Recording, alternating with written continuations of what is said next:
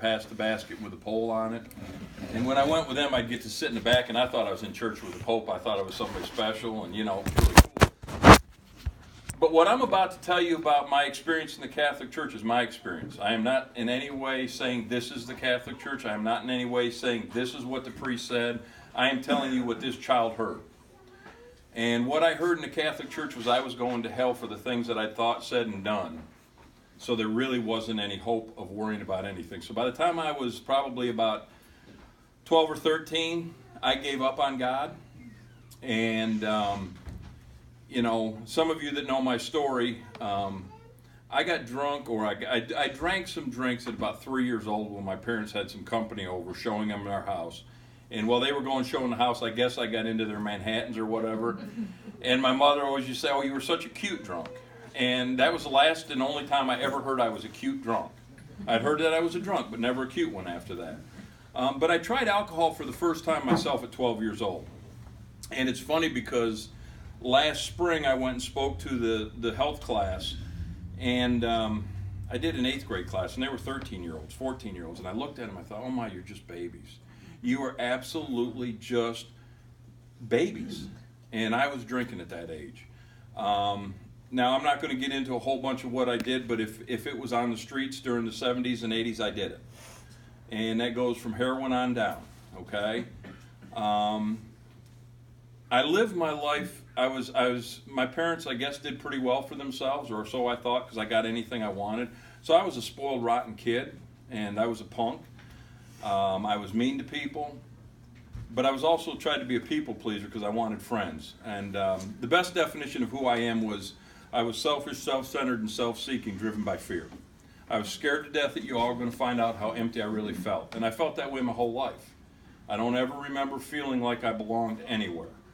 I progressed through my years in high school, and my senior year was a very traumatic thing. We moved from Beaver Falls to we had a house on Wellesley Island, and I graduated from Lafargeville. And when I got there, I didn't know anybody, nobody knew me, so I could do what I wanted to do the way I really wanted to do it. I didn't have to pretend to be this straight-laced guy, and my dad wasn't at the mill anymore, and I didn't have to keep any standards whatsoever. So from the summer of my junior year through Christmas time, I'd tried every street drug there was around available, and I'd never done a drug before that.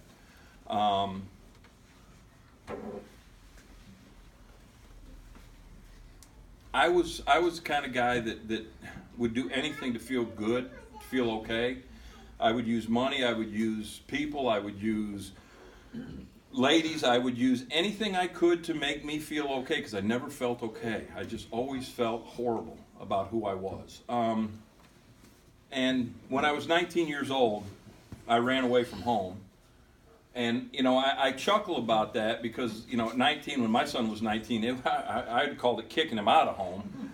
But I ran away from home with my mother to my sister's house in Kentucky, because that's the kind of guy I was. I'll take all the risk in the world as long as somebody else is taking care of the consequences.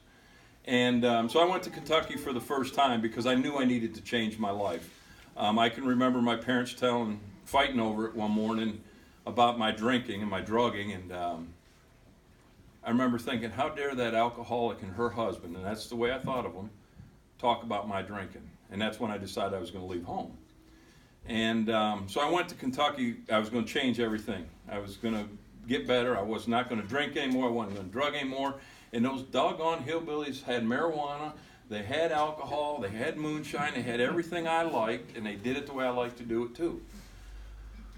I was gone for a year, and in that year I moved from Kentucky with a job to Arkansas, and then I quit that job and went to Florida, and was in Florida for a few months, and moved to Cincinnati for another job. And in Cincinnati I found a pill that was it was magic. It made me feel okay. And I got such a barbiturate habit that I ended up weighing 142 pounds, which is about 100 pounds less than you're looking at. And I had to come home to get better, and almost died from it, but I didn't. And went on to college, and did real well one semester, and then got a letter from the dean telling me not to come back. And so I tried another college and got the same 2 letters, doing real well, and then don't come back. And nothing was fixing me. I kept trying and kept trying and kept trying. I moved back to Kentucky in '83, and in Kentucky I met a lady, and we got married, and we were married for a year, and in that year we were separated 6 months out of it. She drank like I drank. She was one that liked to fight with her husband, and I was raised a man doesn't hit a woman, so, you know, frying pans hurt, folks. And we divorced, and I swore I'd never get married again. And 6 months later, I met another lady and was married, and had 2 children. And when I found out I was going to be a dad, I was excited because I'd finally done something right. I'd finally done it right. It didn't come to me that a lot of other guys had done that same thing, but I thought I was the first and only one to father a child, and you know, so I'm like the superhero. So I quit drinking and quit drugging, and that lasted for 2 weeks. And after he was born, and then I was the kind of dad that would come home from work, because I worked at a restaurant, and I'd get home about 12:30, 1 o'clock, and about time he'd wake up for his feeding. And we'd get on the recliner, and he'd have his bottle, and I'd have my bottle, and we'd pass out together. And I thought I was a great dad bonding with my child. I really liked that kid a lot when he came into the world. But shortly thereafter, he became a burden because I couldn't get out of the marriage, and I didn't want to be married, and I wasn't happy. And it got to the point of I had a special bullet. And I would spend nights putting my pistol in my mouth. And I had just enough Catholicism that I knew if I pulled the trigger, I was going to hell. And I knew I was anyway, but there might be that off chance that God had, you know, I didn't make it past go, and I got that get out of jail free card. I didn't know, but I was holding out to that hope.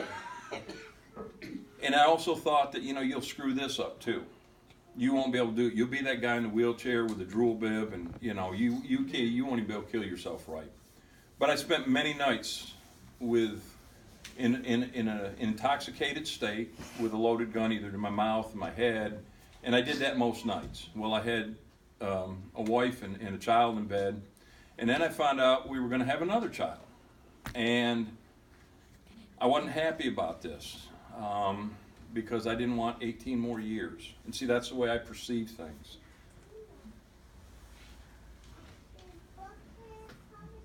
I was pretty much a jerk, y'all. When my daughter was born, I was in there for it, and I left. And I went out and got drunk and did what I wanted to do because I didn't want to be there. And 6 months later, my wife kicked me out, and I moved to Kentucky.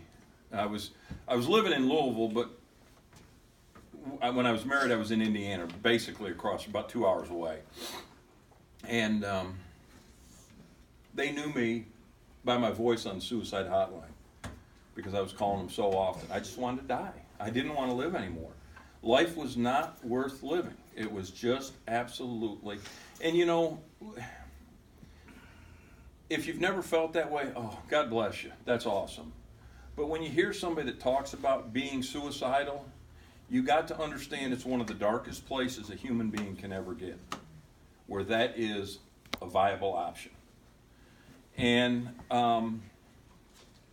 so they told me to go to this counselor and that counselor, and you know, and I went to this counselor and that counselor, and they kept bringing it back. Because, see, my problem was never my drinking and my drugging. My problem was my parents and her and the kids and you and my boss and this, that, and the other. It was never what I was doing.